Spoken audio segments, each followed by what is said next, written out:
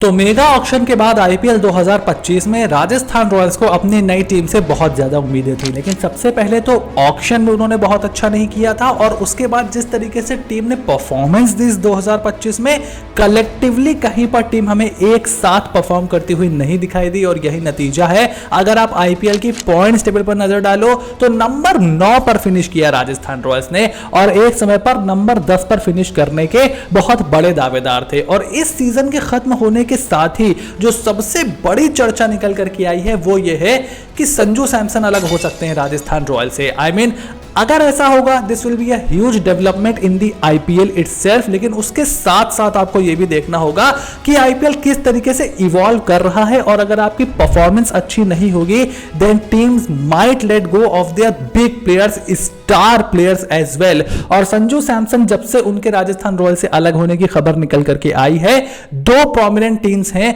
जो कि उनके पीछे भागती हुई जा रही हैं, ऐसी रिपोर्ट भी निकलने लगी है। सबसे पहले तो देखो चेन्नई सुपर किंग्स का नाम है और उसके बाद कोलकाता नाइट राइडर्स भी इस रेस में शामिल दिखाई दे रही है और दिल्ली कैपिटल्स का नाम भी थोड़ा बहुत चल रहा है। लेकिन सबसे पहले आपको यह चीज पे गौर करनी पड़ेगी जो फैंस समझ नहीं पा रहे हैं कि आखिर संजू सैमसन क्यों अलग हो रहे हैं राजस्थान रॉयल्स से। देखो इस साल आप सीजन पर गौर करो, जब ऑक्शन से पहले जब ट्रेड विंडो वगैरह का कुछ सीजन चल रहा था, सॉरी रिटेंशंस का सीजन चल रहा था, तब यह था कि आपके जो प्लेयर थे उसमें संजू सैमसन क्या रिटेन होंगे, क्या राजस्थान रॉयल्स उनको रिटेन करेगा, ये न्यूज निकल करके आई थी। हमने आपको इस चैनल पर बताया था, उस वक्त बहुत सारे लोगों ने इस पर ध्यान नहीं दिया एंड देन ऑब्वियसली उनको रिटेन किया राजस्थान रॉयल्स ने और फिर वो इस साल खेले।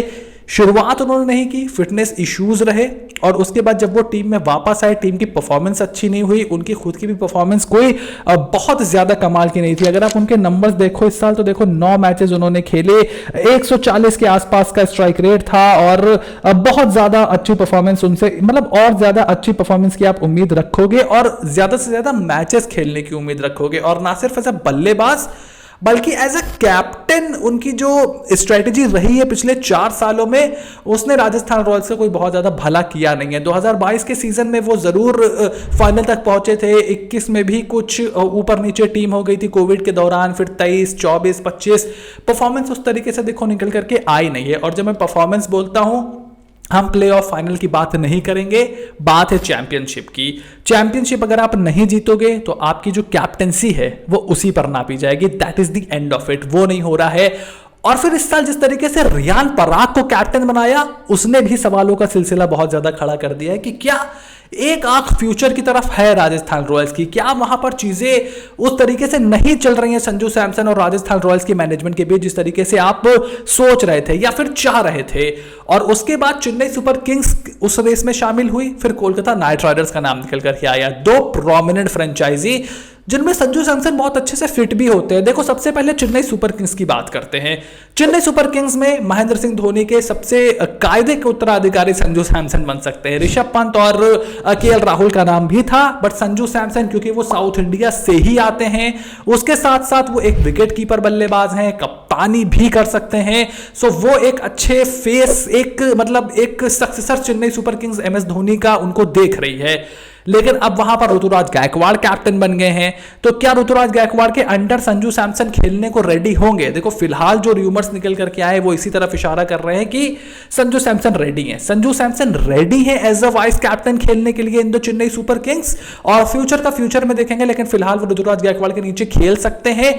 अगर आप देखो तो इस वक्त इंडियन टी20 टीम में परमानेंट है संजू सैमसन, इंडियन टी20 टीम में परमानेंट है, सेंचुरी पे सेंचुरी लगा रहे हैं, एक सीरीज में 2-2, 3-3 सेंचुरी मारे दे रहे हैं। सो अब उनका करियर टी20 क्रिकेट में निकल चुका है और सूर्य कुमार यादव के बाद वो एक कैप्टनसी के दावेदार भी हो सकते हैं। आप जितनी बड़ी फ्रेंचाइजी से खेलो उतने आपके चांसेस बढ़ जाते हैं, सो वो भी एक चीज हो सकती है संजू सैमसन के दिमाग में।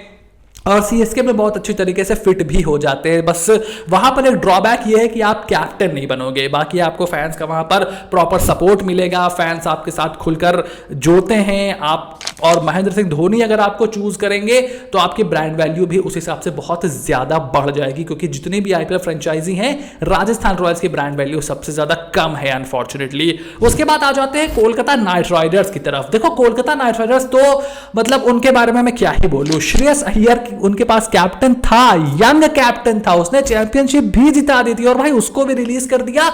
रिलीज तक तो ठीक था, लेकिन आप ऑक्शन में उसके पीछे नहीं गए, 24 करोड़ आपने वेंकटेश अय्यर को दे दिए। अब उसके बारे में तो देखो ज्यादा कुछ किया जा नहीं सकता, that is a thing of the past.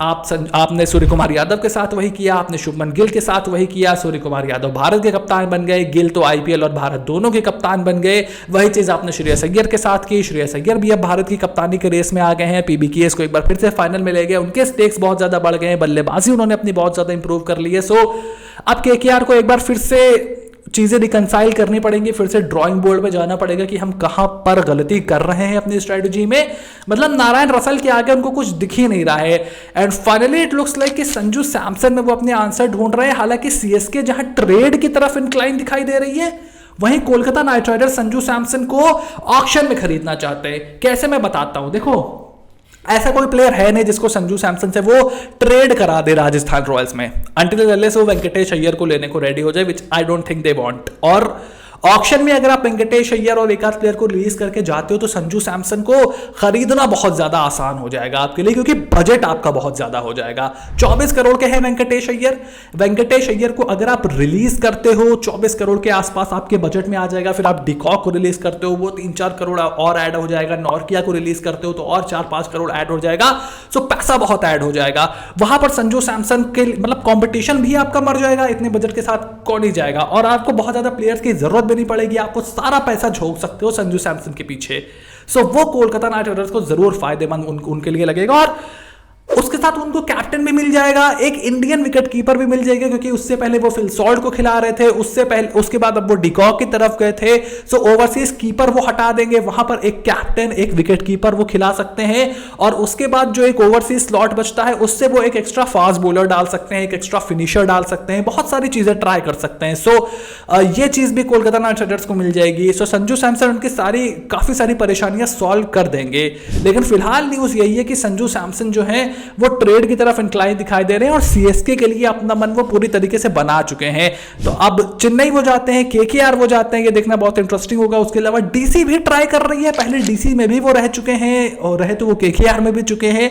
But DC का केस मुझे थोड़ा सा हल्का जरूर दिखाई दे रहा है, because I don't see any benefit from going from Rajasthan Royals to Delhi Capitals for Sanju Samson. I really don't see any benefit. But आपका क्या ओपिनियन है मुझे कमेंट बॉक्स में लिख करके जरूर बताओ कि अगर वो राजस्थान रॉयल्स छोड़ते हैं तो संजू सैमसन आप किस टीम से खेलते हुए देखना चाहोगे। चैनल को सब्सक्राइब करो, नोटिफिकेशन की घंटी बजाना बिल्कुल भी ना भूलना, ताकि ऐसी कोई भी वीडियो तुमसे बिल्कुल भी मिस ना हो। Stay tuned and I will see you soon in the next video.